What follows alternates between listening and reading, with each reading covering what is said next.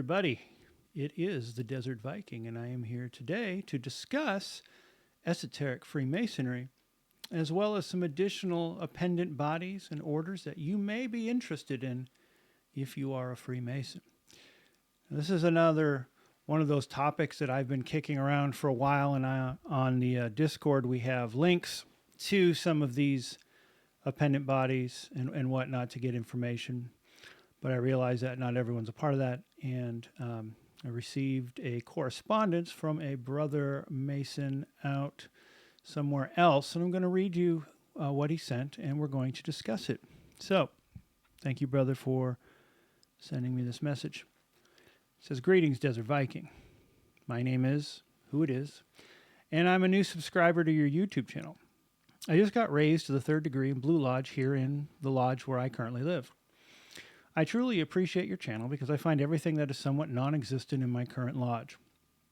I consider myself an esoteric person because I've been doing magical and spiritual practice since my teenage years, but I don't find much esotericism in my lodge, unfortunately. The lodge is rich with mystical symbolism and meaning, but it leans more towards fraternalism and charity while leaving out esoteric education. Because of that, all of your videos fill in a huge void for me, so thank you very much for all of your work. Would you know if there's a way to find esoteric Freemasonic lodges in one's area? I have looked into co-Freemasonry, but I am a member of a regular lodge and I will not break my obligation. I am thinking about joining AMORC. I have visited the Theosophical Society and would really like to know some of your guidance if possible. Would also love to attend your live future seminars as well." All right. So, brother, thank you again for sending in that correspondence. And thank you for subscribing to the channel. I'm glad that this is of some use for you. My answer to you and to everyone out there is simply this. Freemasonry has always, I think, kept its esoteric roots kind of hidden. You can go back and read texts from the 1600s where brothers in the 1600s lament that Freemasonry has lost its way. You can read these same texts in the 1700s, the 1800s, and the 20th century. It's a common theme that I have found. And so Freemasonry has always been an organization where it's a mix. It is truly a beehive. It is everyone is doing different things. People are there for different reasons. That's part of what makes Freemasonry so strong. For an esoteric Freemason, that can be troublesome, lonely. You get the gist, right? So I am new to the order in terms of joining, but I have studied Freemasonry for a good part of my life. And I was a part of esoteric orders and Rosicrucianism, etc., for decades before I became a Freemason. So the undercurrent of Freemasonry doesn't provide much for the esoteric. It is something that is, I would call, common knowledge, but not entirely correct. So, for example, I spent a good amount of my time in the Midwest and in Kentucky. And in Kentucky, I almost joined Masonry twice. The first time I was like 20 years old, so a long time ago, almost 30 years ago now. And I was told I wouldn't be accepted into the lodge because I didn't go to church on a regular basis.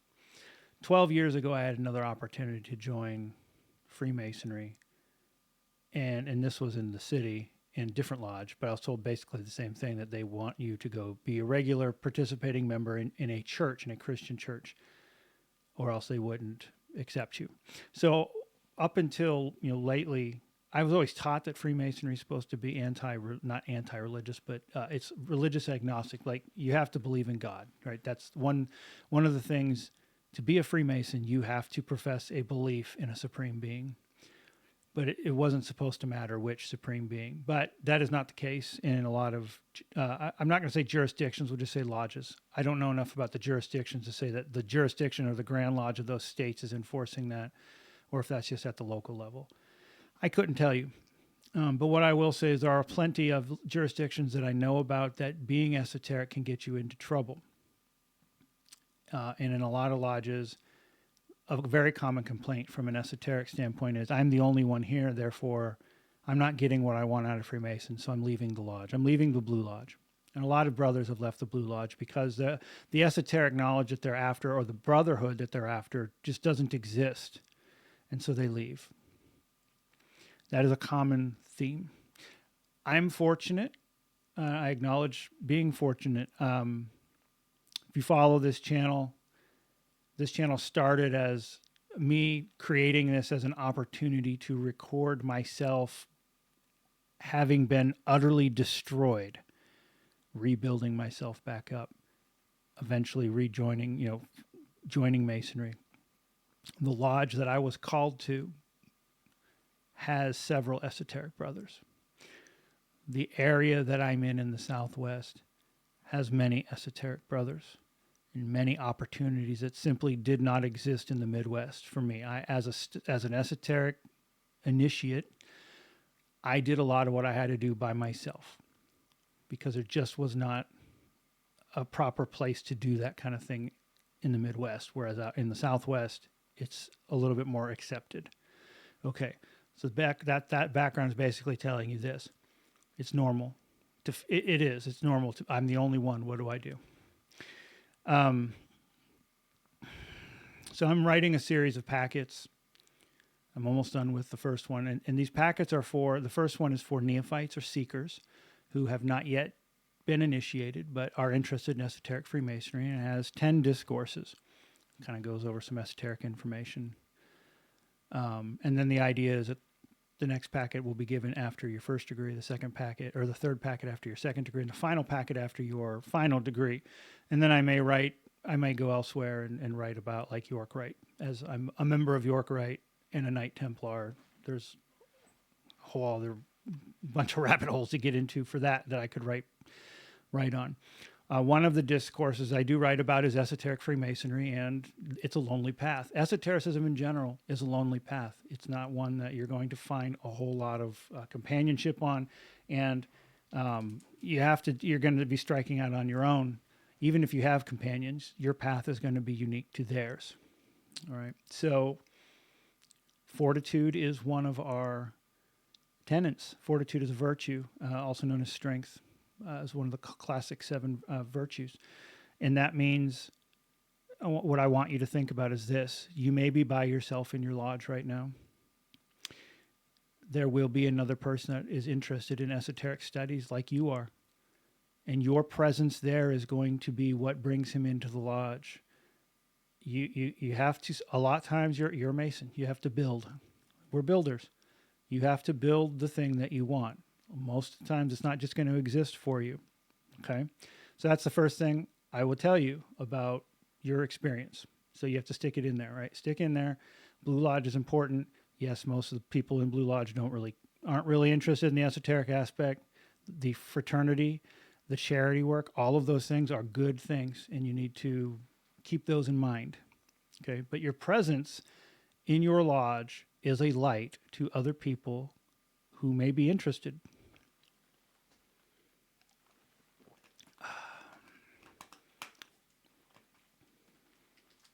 Now, you talked about esoteric Freemasonic lodges.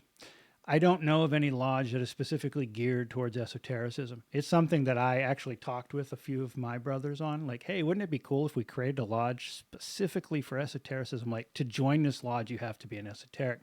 And it would obviously be very small. To my knowledge, those don't exist publicly. What you can do, in the city I live in, there are many lodges, and you can visit other lodges, and maybe the lodge you're in is not the fit for you. And maybe you want to look at exploring some other options in your city or in your area if you have that ability. All right. Now, you mentioned co-Freemasonry. So what you're talking about there is clandestine Masonry or irregular Masonry. I don't recommend that. Number one, as you note, you don't want to break your obligation, right? We are obligated. We will not be a part of that. So that should just end that sentence right there. It also doesn't mean that they're any more esoteric than a normal Freemasonic lodge. But For those of you who may not know, you will see irregular or clandestine lodges are a thing. They're not recognized by our Grand Lodge, and thus we are not supposed to have Masonic communication with those lodges. And we won't. That's part of our obligation. Now you talk about joining AMORC and the Theosophical Society and whatnot. So what I want to do is I want to go into some of the other bodies that exist. Now before I do that, I want to make this very, very clear to anyone listening that the jurisdictions that exist, and that's in the United States, that's every state has a jurisdiction. Every state has a Grand Lodge that makes the rules for that state. Every state is different on what they will allow you to do. Some states will not allow you to join things like AMORC. It'll be specifically in their rules that is a Masonic offense. So you have to do your research on what you can and cannot join as a Freemason in your jurisdiction.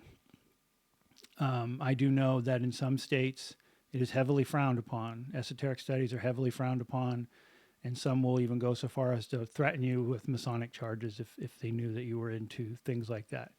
Those tend to be the more southern states or the east, the coastal states. I don't know why that is, and I'm not a member of those, so I'm only going off of hearsay and what I've heard. I cannot prove that, all right? But I will say, do your research, explore the lodge, or explore your jurisdiction, find out what you can and cannot do. Now, that being said, there are some avenues for you to look into as a Master Mason. Number one, the most obvious one is Scottish Rite. The Scottish Rite is where pretty much every esoteric Mason I've ever met in my life goes, with a few exceptions. I myself am not in Scottish Rite yet. I will be a part of Scottish Rite. I just have not gotten to it. The main reason I have not gotten to it is I am working in the officer line in my lodge, so there's a lot of work that goes into that. I'm working on my Master Lecturer, which means memorizing big, giant lectures. And I'm also a member of York Rite and Knight Templar, which is being a part of those degrees. There's a lot of degrees. It's a lot of stuff. So I'm not ready yet to jump into yet another appendant body. And I'll talk about York Rite in a minute.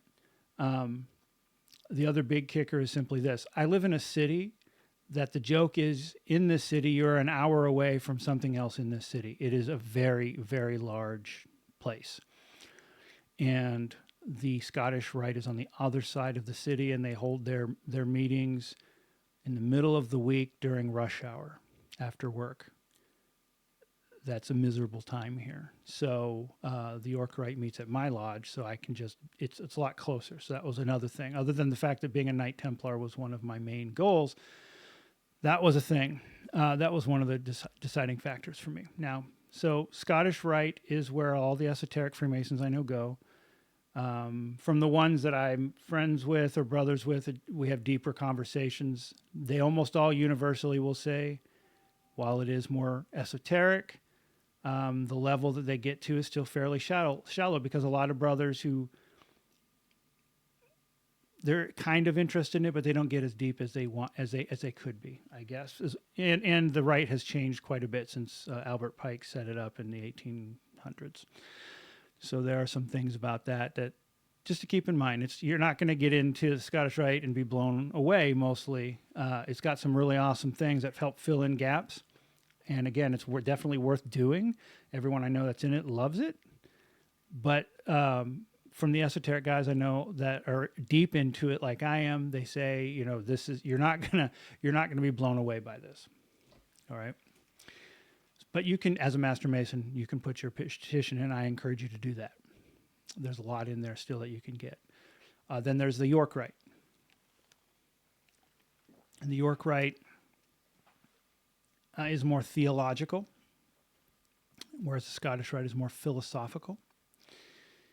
The York Rite, as an esoteric, there is esoteric value in the York Rite, for sure.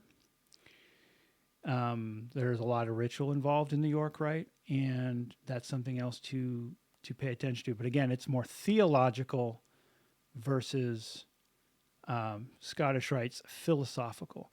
Also with York Rite, the Royal Arch degree, set of 4 degrees, is really a continuation of your Blue Lodge degrees. The council is a continuation of your Freemasonic Blue Lodge degrees. Once you get to the commandery where the knightly orders reside, then it becomes a Christian order where you have to be a Christian. You have to profess a belief in the Trinity. Okay, I can't really get into what all that is, but that is, I've been told that many times before I became York Rite. And so I will tell everyone here that that is a Christian portion of the York Rite. So if you're not a Christian or do not wish, you don't identify that way, you can still get your Royal Arch and your Cryptic Mason. And you're getting a lot out of that. All right, so those are 2 public appendant bodies. So we have public appendant bodies that are open to anyone. And then you're going to find that there are public appendant bodies that are invite only. There are some in York that they may invite you. There's a collegia in York Rite. I'm not in it, but supposedly that's where the esoteric guys get brought into. And I don't know what they do, and I probably couldn't say what they did anyway. But it is a publicly known thing. I've read it on a website, and it's invite only. So there's that. There's also another publicly private fight club body. It's basically the Rosicrucian Masons, the SRICF, the Societas Rosicruciana in Civitatis Federatis, or something like that. That is the American version. There is an Anglia version in England. I knew about this for a long time. They have a wiki page, so it's not like they're hiding in secret and I'm breaking any vows or anything by saying that it exists, because they have a wiki page. If you have a wiki page, it's fair game. Everyone knows you. What I will tell you about this, so that organization is what Esoteric Freemasons will get the most out of. All right, that particular one. That from what I understand is everything an esoteric person wants out of Freemasonry. The unfortunate part is that is also very difficult to get into. It is invite only. They can only have so many members per state. Every state has what's called a college in it. This is all on the wiki page. You can, I'm not saying anything I shouldn't, but you have to have someone invite you in. And then just because you're invited in on the outer circle, you're not in until they invite you in. And so they're looking for what you can contribute. The degree system in there is, as I'm told, and I don't know this for a fact because I'm not in it, as I'm told, it's very much like the Rosicrucian orders. And you have to, unlike the Blue Lodge where you just memorize some stuff and move on, you actually have to do work to advance to the degrees. You have to write papers and whatnot, as I'm told, as I've been told. Now, I do know several people in that. One individual I've known for a long time. He is kind of a pseudo kind of mentor to me. Like, he knows a lot. He's really, really sharp. He's written books, etc. It took him 5 years to get brought into that order as an aspirant. 5 years. And he was really, really good. So I know it exists, and if you're fortunate enough to be brought into that, that's great. Keep it on your radar, but don't count on that one. And don't ask about it. If you do find it in your area, do not ask about it. You have to be invited in. If you ask about it, as I'm told, you will not get in. If you talk about it like wanting to get in. So it's one of those, if you get in, cool. If not, okay. Be aware that it exists. There are also a number of private invite-only orders within Freemasonry, in the Scottish Rite, in the York Rite, in Blue Lodge in general, that you'll probably never hear of, that are esoteric. They're, again, invite-only, and you have to know the right people and right place, right time. It's frustrating, but that's not any different than a lot of orders that exist outside of Freemasonry, if I'm being honest. So, now those are the things you can explore as a Mason, which is Scottish Rite and York Rite. Okay. Now outside of that, you mentioned AMORC. AMORC is I would say the most publicly known version of Rosicrucianism today. AMORC, a lot of Masons are AMORC because it is insanely hard to get into the Masonic Rosicrucian order because that is invite only and they're very, very picky on who they bring in. AMORC is open to the public. So it's just like, you pay your dues and you have access. AMORC, if you're lucky and you live in a larger city, they will have what are called pronaeuses, which are small lodges. They have different levels, but a pronaeus is like the small. There's an atrium and a pronaeus and something else. And they'll meet and they can confer initiate degrees or initiate you into the order as it is. AMORC has a number of degrees that are public. They do not follow the traditional Rosicrucian degree system, so it's a perpetual thing. Like there will always be degrees to get there. I will say that you spend roughly almost 1.5 to 2 years as a seeker or a neophyte before you even get brought into the first degree in AMORC. And you learn a lot of baseline stuff that's important. AMORC is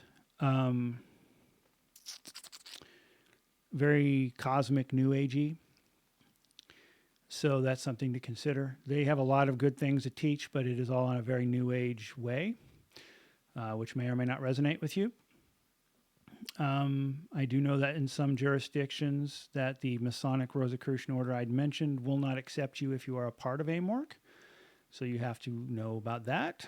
So that can disqualify you. And I would say the Masonic Rosicrucian order is vastly going to be more valuable to you than AMORC if you had to choose between the two. So keep that in mind. But yeah, so that's AMORC. Again, a lot of Freemasons are part of it. You just have to do your research and see if you can do both, or if your jurisdiction even allows you as a Mason to be a part of that, because each one's got its own rules. So know that going in. There is the Builders of the Adytum. Builders of the Adytum are they shoot off from a guy named Paul Foster Case, who was a member of the Golden Dawn in the early 20th century, and then the order that came out of the Golden Dawn after their split. And he was actually removed from that order for reasons. And so he formed BODA and another organization called the Fraternity of the Hidden Light, or something like that, Flow. So boda.org, you can check out now. Again, you pay money, you get in. They do have a temple in Los Angeles that you can go to.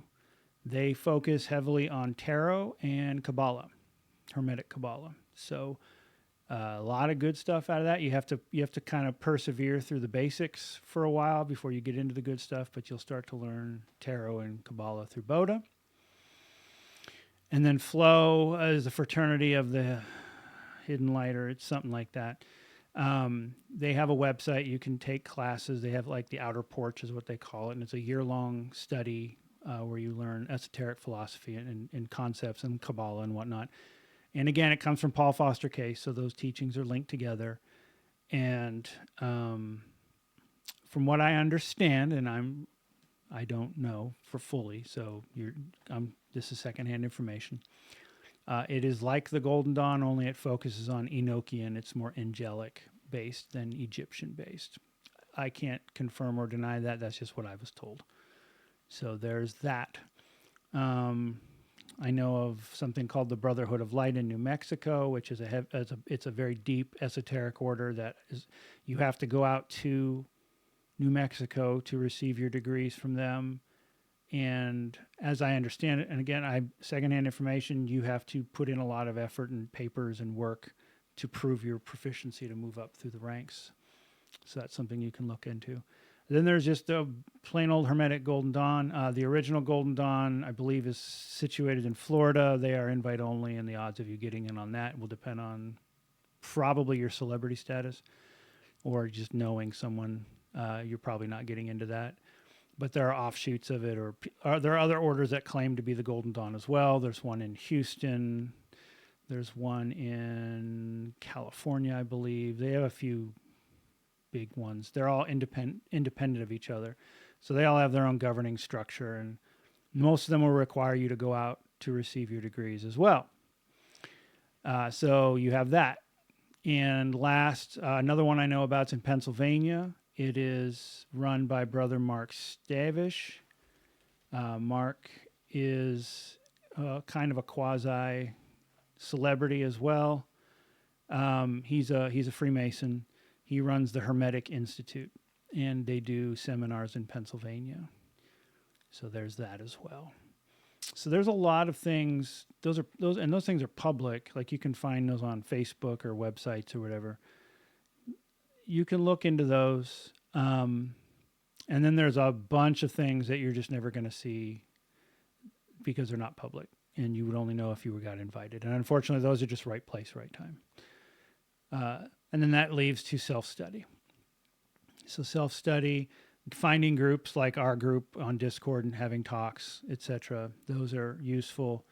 Most of us walk a self-study path. Like most people I know aren't in any orders, aren't going to have that opportunity because they're just not in a place that is available for them, or the orders that they could join, it's invite only, and you have to know the right person to get in. And that's just the way it rolls sometimes. Or you make your own. I know people have tried that too. You make your own order. So you get the material together and you do that. So I hope that helped. That was just a rundown of the things that I personally know about from my own travels, etc. The only appendant body order I'm in is the York Rite, other than Freemasonry. So when I think about the different, I would be remiss to not mention, what's it called? Now its name escapes me. Aleister Crowley's version, Thelema, the OTO. The OTO is scattered throughout the country as well. I would say be careful about the OTO and Freemasonry in general. Those two things there's some friction that I've noticed. I am not a member of the OTO either. I know some people who are, and this is one of those. Crowley's teachings are a little bit, some of them go against the Masonic code, I guess, for lack of better words. I would keep a warning with that one. If I've forgotten one, if anyone wants to mention one that might be public that you're allowed to talk about, please leave them in the comment section below. If you have any other comments in general, love to hear them. If you want to join the Discord, again, I will leave a link to our Desert Valley Discord, and you're free to join in on any of our talks that we do, that I live stream. We try them on Wednesdays. Of course, we're on Arizona time, 6 o'clock p.m. Arizona time is usually when we do those. We don't get to do them every Wednesday because not all of us are available for other reasons, but at least usually about 2 Wednesdays a month we get together, and right now we're going over cosmic doctrine. So, and with the Discord, you also have the ability to have conversations with everybody, and those are always fruitful. And the more conversations, in my opinion, the better. All right, I'm going to wrap this up. Thank you guys for tuning in, watching. If there's anything you want to see, let me know. Again, I'm working on these packets. The first neophyte packet is almost finished. It is designed for seekers and neophytes who are entering the Freemasonic order, who are interested in esoteric Freemasonry. However, it is written in such a way that anyone can get something out of it, even if you're not getting into Freemasonry. There's obviously no secrets or anything that will ever be in any of those packets, but it is more for a designed for a person who's not sure where to begin. And we have a lot of books where we're like, well, don't read those chapters. And I kind of want to be able to give people information that I don't have to say, but don't read this pamphlet, because you won't get the pamphlet until after you've gone through the degree. And these are freely available. If you want one, just let me know and I will send one your way. Until next time, guys, stay safe. I will see you later. Until then, take care.